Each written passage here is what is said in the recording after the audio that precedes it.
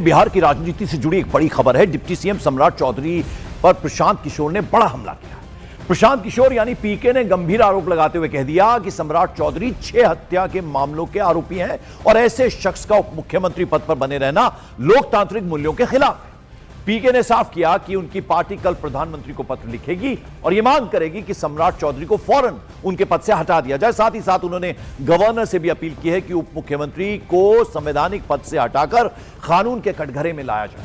पीके ने मांग की है कि जिस व्यक्ति को जेल में होना चाहिए वो संवैधानिक पद पर नहीं रह सकता। अगर कार्रवाई नहीं हुई तो वो राज्यपाल से शिकायत करेंगे। बिहार की राजनीति में यह आरोप बड़ा भूचाल ला सकता है। बिहार के उप मुख्यमंत्री सम्राट चौधरी, इन पर मेरा सीधा आपके माध्यम से सरकार को, बिहार के गवर्नर से, बिहार सरकार से, केंद्र सरकार से मेरा अनुरोध है कि इनको हत्या के आरोप में, ये हत्या के अभियुक्त हैं, इनको तुरंत पद से बर्खास्त करके गिरफ्तार किया जाए। क्यों किया जाए ये समझिए। तारापुर में 1995 में 7 लोगों की जो हत्या हुई और 7 मारे जाने वाले लोग कुशवाहा समाज के लोग थे। ये बिहार में जाति की राजनीति करने वालों के लिए सबक होना चाहिए। सम्राट चौधरी कहते हैं मैं कुशवाहा हूं। 7 लोगों की जिनकी हत्या के ये अभियुक्त हैं, आरोप नहीं है, मैं शब्द बहुत सही समझ के बोल रहा हूं।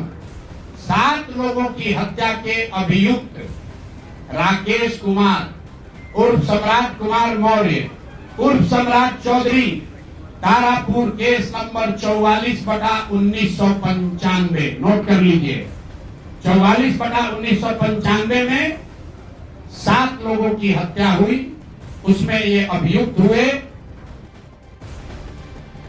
ये अनुरोध कर रहा हूं कि हत्या का आरोपी, हत्या का अभियुक्त सम्राट चौधरी, राकेश कुमार उर्फ सम्राट चौधरी उर्फ सम्राट कुमार मौर्य आज संवैधानिक पद पर बैठे हुए हैं।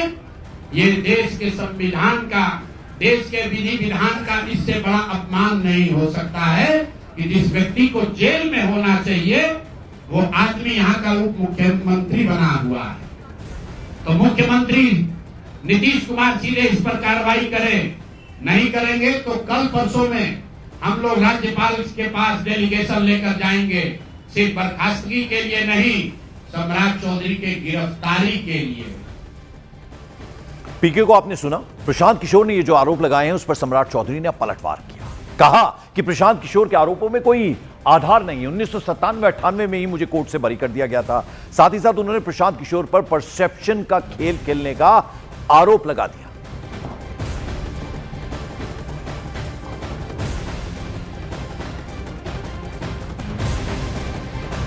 तो आपने सुना, पीके ने आरोप लगाया सम्राट चौधरी पर। न केवल उन पर बल्कि मंत्री अशोक चौधरी पर फिर से बड़ा हमला कर दिया और कहा कि अगर अशोक चौधरी का इस्तीफा नहीं होता तो उनकी पार्टी अशोक चौधरी का घेराव करेगी और गवर्नर के पास भी जाएगी। इसके साथ ही पीके ने यह भी कहा कि अगर अशोक चौधरी अपना नोटिस वापस नहीं लेते तो मैं उन्हें 500 करोड़ की मानहानि का नोटिस भेजूंगा। साथ ही साथ उन्होंने हर कॉन्ट्रैक्ट पर 5% कमीशन वसूलने का आरोप भी लगा दिया है।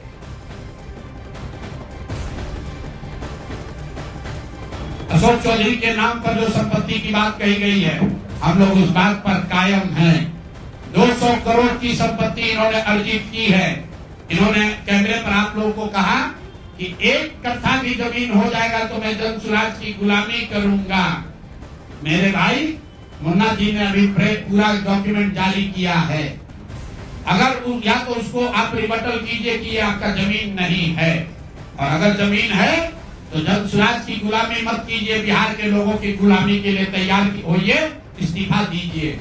नहीं इस्तीफा दीजिएगा तो आपका घेराव होगा, आपका राजनीति आपका नहीं करने देंगे। हम लोग राज्यपाल, मुख्यमंत्री नहीं सुन रहे हैं, हम लोग राज्यपाल महोदय के पास जाएंगे, कोर्ट में जाएंगे, इनके खिलाफ कार्रवाई होनी चाहिए। और 100 करोड़ का मानहानि का नोटिस भेजे थे।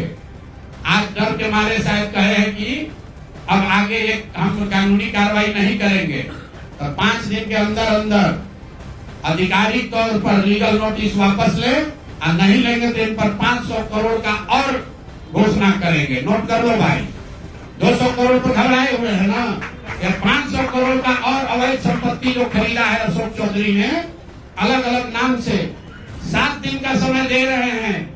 7 दिन के अंदर अंदर अगर इस बात के लिए माफी नहीं मांगे कि प्रशांत किशोर पर झूठा मानहानि का मुकदमा करने का कोशिश पेश तो नहीं किया है, नोटिस भेजे हैं, तो अगर 7 दिन के अंदर अंदर लीगली कैमरे के सामने आकर ये नोटिस वापस नहीं लिए तो इन पर 500 करोड़ का और जो अवैध संपत्ति ये कब्जा किए हैं, खरीदे हैं, उसकी सारी सूची आपके सामने जारी करेंगे।